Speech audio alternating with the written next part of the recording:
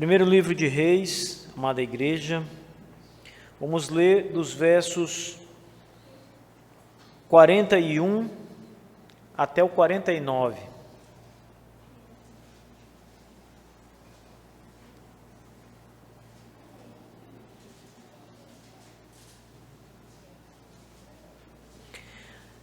Hoje eu quero falar com vocês acerca das más notícias e das boas notícias.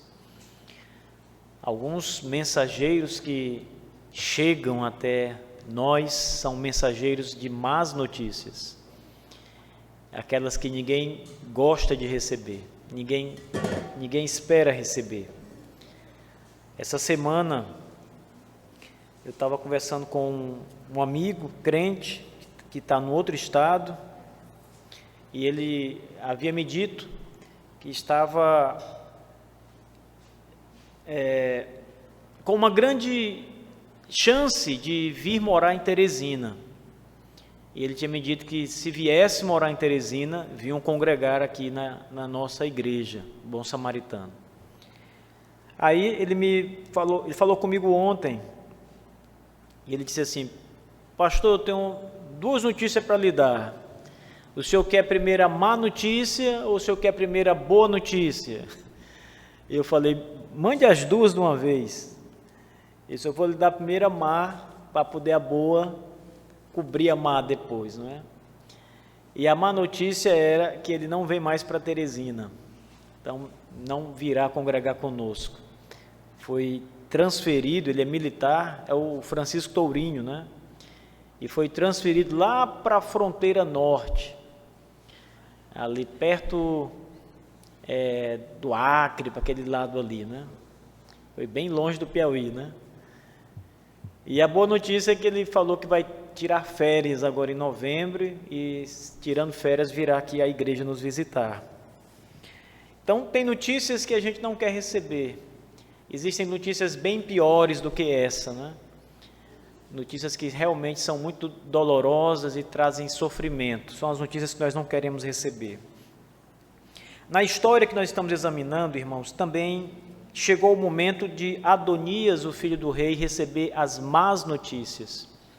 Então vamos ler essa passagem que se encontra em 1 Reis, capítulo 41 ao versículo... capítulo 1, verso 41 ao versículo 49. Vocês não iam achar aí o 41, né? Capítulo 1, verso 41 ao 49. Diz assim, irmãos: Adonias e todos os convidados que com ele estavam o ouviram quando acabavam de comer.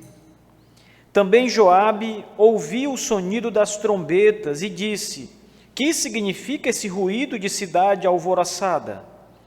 Estando ele ainda a falar, eis que vem Jonatas, filho de Abiatar, o sacerdote. Disse Adonias: entra, porque és homem valente e traze boas novas. Respondeu Jonatas e disse a Adonias: pelo contrário, nosso senhor, o rei Davi, constituiu rei a Salomão.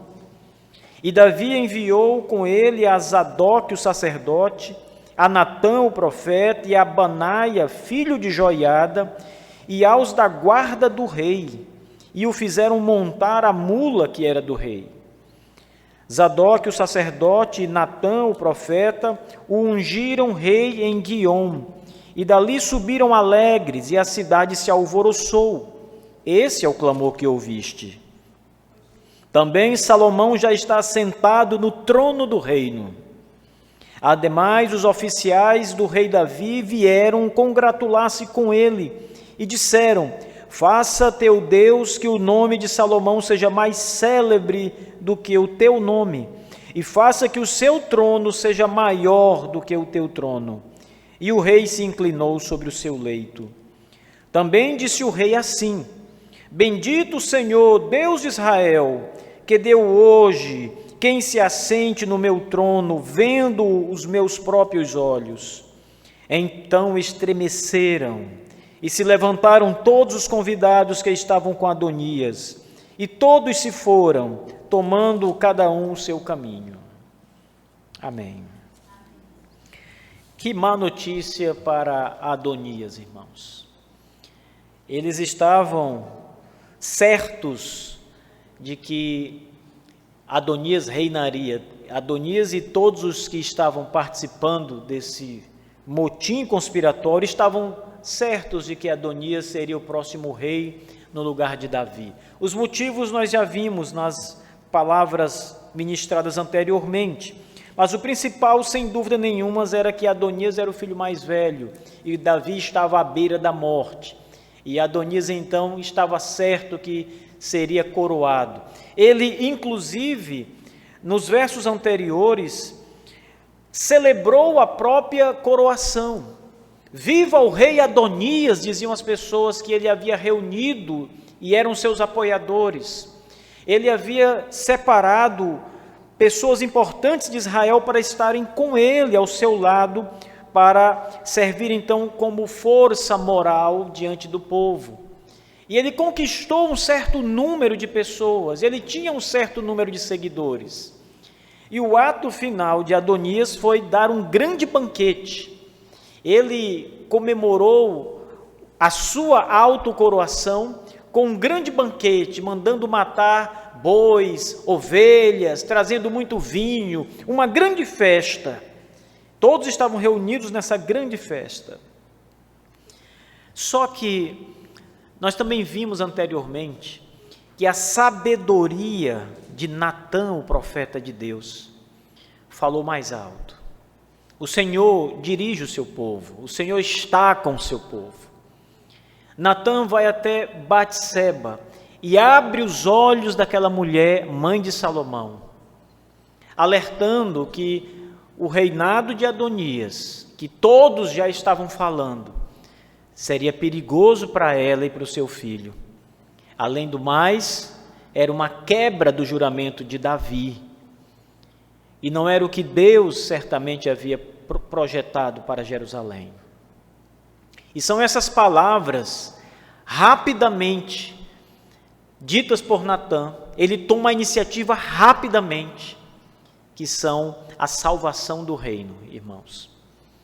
Enquanto Adonias está celebrando, comendo carne, bebendo vinho com seus convidados, festejando o seu reinado, na mesma hora, o profeta está agindo. Ele vai até o rei com Batseba, eles planejam, eles também conspiram para o bem, para que o reino esteja em boas mãos.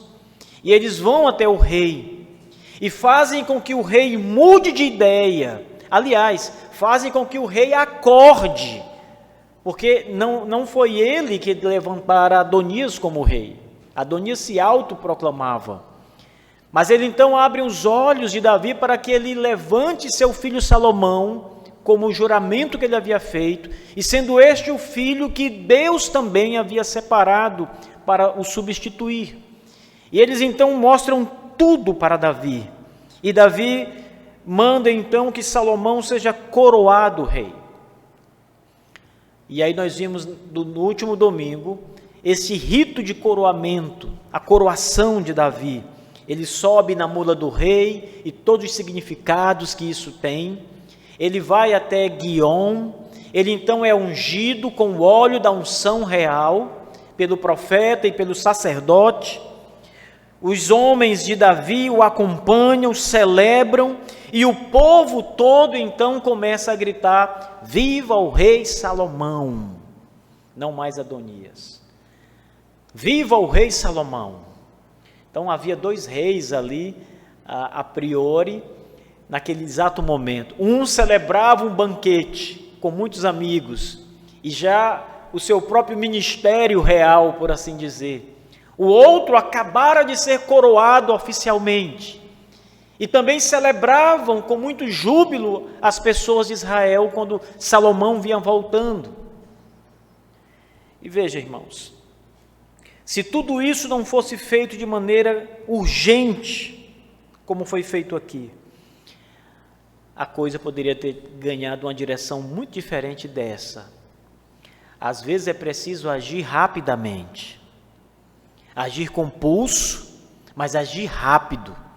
Às vezes nós vamos agir com pulso, mas agimos tardiamente. E a solução não está mais diante de nós. A coisa não dá mais para ser mudada. Aqui tudo foi muito rápido. Por isso houve tempo. Eles foram pegos de surpresa. Perceba que o texto começa, o verso 41, com Adonias e os seus convidados. Eles estavam celebrando, estavam comendo. O texto diz que todos estavam comendo, quando de repente começam a ouvir um barulho, um murmúrio na cidade toda. Eles estão fora da cidade, mas estão próximos da cidade.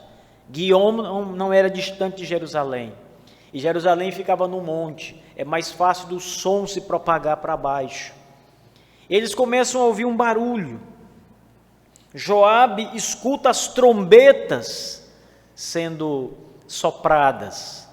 Ele, como um militar, sabe exatamente o significado do som das trombetas, porque a trombeta, conforme ela é soprada, irmãos, ela tem um significado, seja militar, seja numa apresentação, numa liturgia. O som da trombeta, ele tem um significado, e as pessoas sabem o significado. Joabe escuta o murmúrio e o som da trombeta. O texto diz que ele escuta o som da trombeta. Joabe ouviu: Jesus pagou pelo preço de cada um na cruz do Calvário. Evangelho chama-se essa notícia. Se não fosse a morte de Jesus, irmãos, o que poderíamos fazer para ser salvos? Quando Jesus disse a Pedro, depois de mandar muitos homens irem embora, porque não queriam ouvir o Evangelho, Jesus diz a Pedro e aos apóstolos: e vós não quereis ir também? Ir com eles? E Pedro diz: para onde iremos, Senhor? Tu tens as palavras da vida eterna. Cristo é o Evangelho. E nós temos Cristo, irmãos. Nós temos Cristo, nós estamos em Cristo. Cristo é o nosso Rei, é o nosso Senhor, é o nosso Salvador. O que mais nos falta? O que mais precisamos? Que notícia pode ser melhor do que essa? O que pode alegrar mais o seu coração do que o Evangelho? E você está nele, desfruta dele. Que notícia poderia ser melhor para você de que saber: Deus é o meu Rei? Talvez o seu presidente não seja eleito no segundo turno, mas o seu Rei reina para sempre. O seu Rei será sempre Rei, não pode ser deposto. Ele está sempre no trono. Ele é mais do que Salomão, como nós vimos lá naquela passagem de Mateus. O reino de Salomão acabou um dia, e ele foi sepultado com seus pais, mas o reino de Cristo não tem fim. O reino do nosso Rei Jesus Cristo jamais perecerá, jamais chegará num ponto final. Jamais alguém poderá dizer: acabou o reino de Jesus. Isso nunca vai acontecer, irmãos. E isso é a alegria que nós temos em Cristo,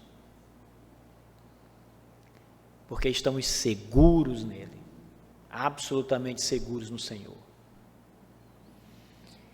E é isso que deve trazer conforto e alegria ao nosso coração. Quando as más notícias foram dadas a Adonias e as pessoas que estavam comendo com ele, eles estremeceram. Pavor, medo tomou conta deles. E você, quando recebe a boa notícia, quando você é lembrado, porque às vezes você esquece por um momento, as tristezas sufocam, fazem com que a sua mente vá para outro lugar, mas alguém chega a você e diz: ânimo, irmão, ânimo, minha irmã, Cristo reina. Jesus é o seu Deus, o seu Rei. Como fica o seu coração? Ele deve se encher de gozo e de alegria. A tristeza deve sair, dar lugar à alegria e o louvor. As más notícias trazem o estremecer. As boas notícias devem trazer o saltitar de alegria. Você deve dizer: louvado seja o meu Senhor Jesus Cristo, que me salvou com o seu sangue na cruz. Louvado seja o meu Rei, que vive pelos séculos dos séculos, cujo reino nunca terá fim, e você sempre estará com ele. Essas notícias devem nos trazer muita alegria, não pouca alegria. Deve vencer a tristeza. Essas notícias devem nos encher de prazer, irmãos. Prazer interior, paz com Deus. Mesmo vivendo no meio do fogo cruzado, saber destas coisas tão grandes, tão maravilhosas, deve acalmar o nosso coração.